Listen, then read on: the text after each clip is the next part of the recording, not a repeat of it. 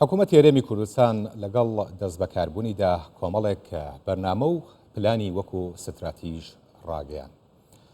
لە ماوەی دەست بەکاربوونیەوە تا ئەمڕۆ حکوومەت کاری لەسەر جێبەجێکردنی ئەم ستراتیژە کردووە. بەڵام بێگومان ئەم پلان و بەرنامانەی حکوومەت بێ ئاڵنگاری نەبوون. بەڵام حکوومەت لەسەر کارەکانی خۆی بەردەوام بووە. بۆ قسەکردن لەسەر دیدگای سەرۆکی حکوومەت و قۆناغی بوژانەوە و تێپەڕانی ئاڵنگاریەکان من میوانێکم لەگەڵ دکتۆر ئاراز قادر خۆشناو سەرۆکی سنتەری زانیاری و لێکۆڵینەوەی ستراتیژی کوردستان. دکتۆر ئەم کاتت باش ئەگەر هەنگاوێک بۆ دواوە بگەڕێینەوە بۆ ئەو کارنامەیە کە حکوومەتی هەرێمی کوردستان لەگەڵ دەست بەکاربوونیان سەرۆکی حکوومەتی هەرێمی کوردستان ڕایگەیاند تا بە ئەمڕۆ ئەگات چەندە حکوومەت سەرکەوتوو بووە لە جێبەجێکردنی پلان و بەرنامەکانی خۆیدا. سپاس کاکە ئامر. وەک معلومە لای جەنابەت جەنابی سەرۆکی حکوومەت لەگەڵ دەست بەکاربوونی کارنامەی خۆی ڕاگەیاند. جگە لە کارنامەکەی لە بۆ جیاوازەکاندا لە قسەکانیدا دیار بوو کە بەرنامەی چیە، بەڵام ئەوەی کە گەواهیدەری جێبەجێکردنە ئەوەیە کە دیتمان لە خلالی ئەو 5 ساڵی ڕابردوو سەرباری ئەو هەموو لەمپەرانە وەک جەنابشتان باستان کرد، بەڵام توانرایە دەتوانم بڵم بەشێکی زۆری ئەو پرۆژانەی کە جەنابیان لە کارنامەکان دای نابوو جێبەجێ بکرێتن. ئەو راپۆرتی پێش ئێمە کە باسی ڕێگاوبانتان کرد، بەڵام من ڕقمێکتان پێ دەڵم بۆی بەڕقم بتوانم وەڵامی جەنابتان دەمەوە. لە کابینەی نوێم 2303 پرۆژەی جۆراوجۆر ئقرار کرد لەلایەن جەنابی سەرۆکی حکوومەت و ئەنجومەنی وەزیرانەوە و لەوانەشە 582 جێبەجێ کرایە، 1715 شایان سەرنجێ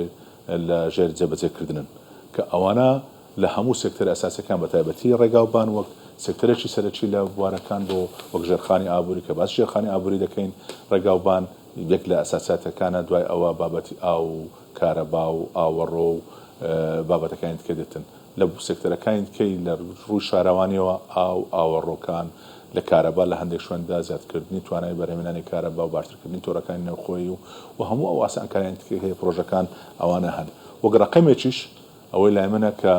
تقریبی ینی دەتوانم بڵم 90 دقیقە ڕقمەکەوەیە کە لەو کابینە زیاتر لە 13 تریلیۆن دینار بۆ پرۆژەکان سەرف کراوە. باشە دکتۆر سەرباری هەموو ئەو ڕێگرانەش کە هەبوو ئەو بارودۆخەدارایە نەخوازراوەش. باشە باسی لە بابەتی ژێرخانی ئابووری هەرێمی کوردستان کرد. بێگومان هەموو لایەکەزانین بەهۆی ئەو وێرانکاریەی کە لە سەردەمانی زووە بەسەر هەرێمی کوردستانە هاتووە، بە تایبەتی لەو ناوچانەی کە سەرچاوی خودبژێوی بوون بۆ هەرێمی کوردستان لە گوند و ناوچە دوورەدەستەکان و هەروەها کۆمەڵێک پرۆژەی گرنگ و استراتیژی کە ئەمەوە ئەکە هەرێمی کوردستان لەسەر پێی خۆی بوەسێت. کابینەی نوێم لەم بوارەدا چەندێتوانی گرنگی بدات و پرۆژەکانی خۆی جێبەجێ بکات بۆ پێشخستن و خستنەوە سەرپێی ئەم بابەت. کاکە ئامر بزانێت چۆن کرا سەیری هەم بەرنامەکە هەم دیدگا هەم کردارەکانی کە کرا لەو کابینەیە کە بەشێکی تاواکەری کابینەکانی تر و بەڵام لەو کابینەیە زۆر بە ورتر و دقیقتر ئەوە بوو کە ئێمە دەزانین لە هەرێمی کوردستان لە ڕژەمی بەعزدا زیاتر لە 4500 لە کۆی 5000 گوند وێران کرا کە وێران کرا جگە لەوەی کە گوندەکان و گوندنشینەکان هاتنە مجەمەعەکان و دواتر هاتنە شارەکان، ڕێگاوبانەکانیشان زۆر خراپ بوو، خزمەتگوزاریەکانیشان تێدا نەبەوەی باسی کارەبا دەکەین ژمارەی کەم نەبێتن. تو کە هاتی دووسەر لە نوێی ئەوانە دووبارە کردەوە. یەک لە استراتیجیەکانی حکوومەتی هەرێمی کوردستان ئەوە بوو کە لێرە بەولاوە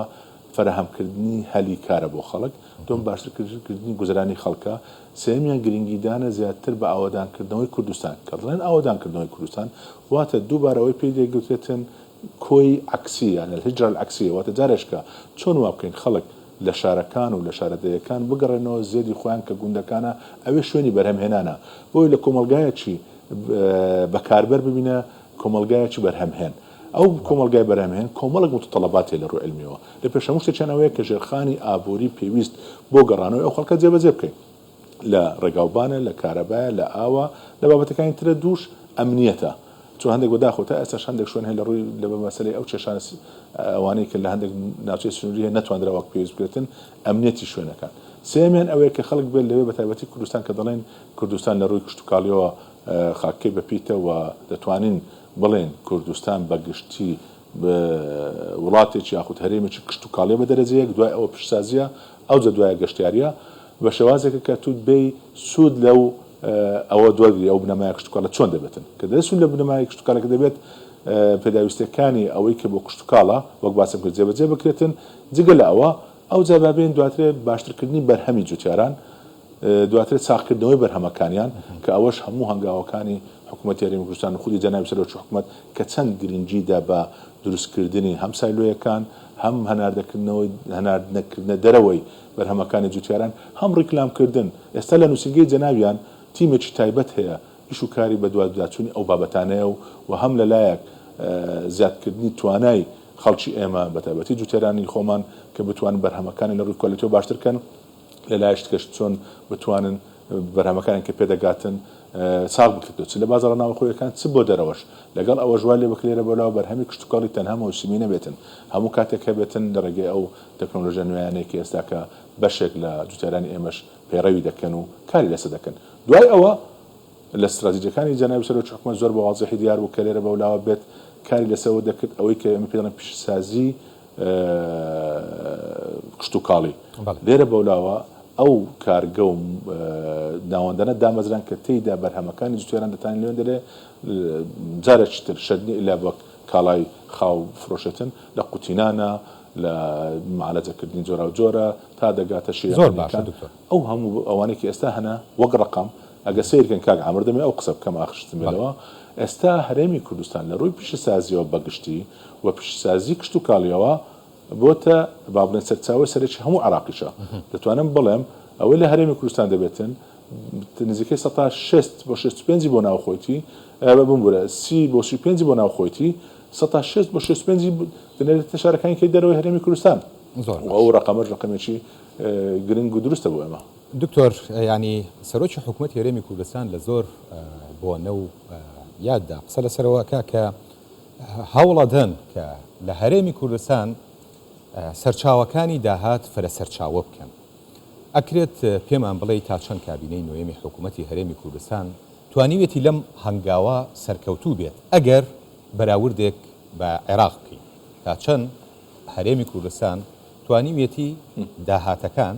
فرە سەرچاوە بکات لە چاو عێراقا بۆی بەراوردەکە دیار بێت جارێ من دەمە شتێک ڕوونکەمەوە لەوانەیە تێکنیکیشتێک هەبێتن کە دەڵێن هەمە چشکردنی سەرچاوەکانی داهات مەبەستمان تەنها داهاتی حکوومەت نییە داهاتی کوردستانە بە خەڵکی کوردستانیش بەگشتیەوە واتە ئێمە کە باسی کۆی گشتی داهاتی ناوخۆیی دەکەن کە بڵێن GDP هەر تەنها حکوومەت نییە هیکەرتی تایبەتی خەڵکی حساب دەکرێت ئەوجا دەست پێوە دەکەین بە پیشەوەرانی ئێمە بە جوتەرانی ئێمە بە کرێکارانی ئێمە بە خاوەن کۆمپانیەکان و باڵە فاکتۆریەکانی ئێمە چیان بەرهەم هێناوە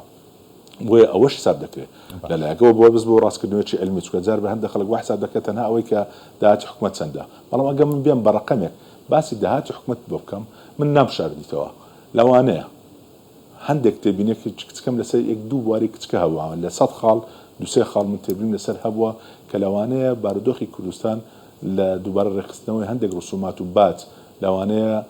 تحملی هەموو ئەوشتە نەکە با بڵێن وەزعیت بارودۆخی کاسبکاری ئێمە لەوە تۆزێک تەرەیوز بکەین باشترە یاخود ناکرێ هەموو بێکەوە بەڵام وەک ڕقەمێک لە 2023